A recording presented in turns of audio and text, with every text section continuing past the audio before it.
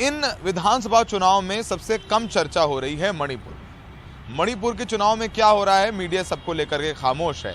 यही वजह है कि बिहार में बीजेपी के सहयोगी दल जेडीयू यानी नीतीश कुमार का दल मणिपुर में बीजेपी के खिलाफ ही चुनावी मैदान में है। देखिए हमारे सहयोगी रतनदीप की ये report.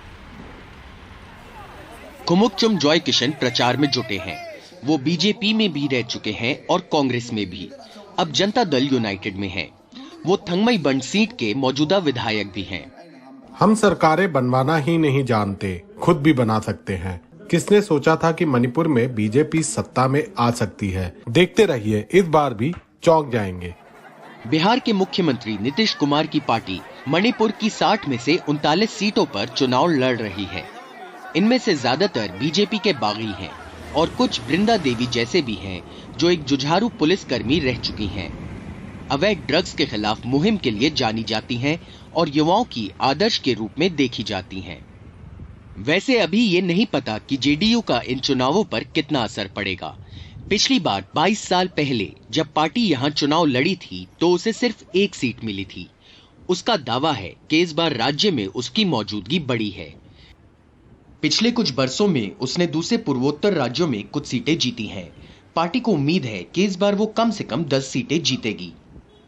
We have received so many applications, so many people have joined our party. हमें इतने आवेदन मिले हैं, इतने असरदार नेता हमारी पार्टी में आए हैं क्योंकि नीतीश कुमार की साफ छवि से हमें काफी फायदा हुआ है। चुनाव के बाद जो भी हमारे पास आएगा उसके लिए हमारे दरवाजे खुले हैं।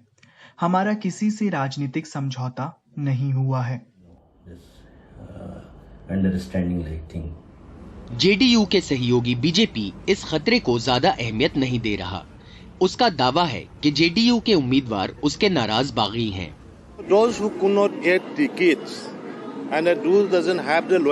जिन्हें पार्टी के टिकट नहीं मिले और जो वफादार नहीं हैं, वो ऐसी छोटी पार्टियों में शामिल हो गए हैं, लेकिन वो जीत नहीं पाएंगे क्योंकि जीत बीजेपी की ही होगी। जेडीयू अगर कुछ सीटें जीत भी जाती है तो उसकी असली चुनौती अपने विधायकों को बचाए रखने की होगी। पड़ोसी नागालैंड और अरुणाचल में उसके विधायक सत्ताधारी दलों में शामिल हो गए हैं। 80 और 90 के दशक में अविभाजित जनता दल ने मणिपुर में अपना राजनीतिक प्रभाव थोड़ा बनाया था और उस वक्त उसके विधायक भी थे राज्य के विधानसभा में।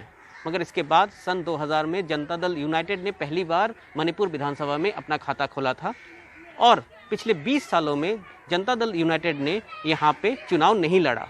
मगर इस बार वो चुनाव इसलिए नहीं लड़ रहे हैं, उनका ये भी दावा है कि चुनाव के बाद वो दूसरी पार्टियों के साथ गठजोड़ बनाने के लिए भी तैयार हैं। इम्फाल में बीएम सुंजू के साथ रत्नदीप चौधरी, एनडीटीवी इंडिया।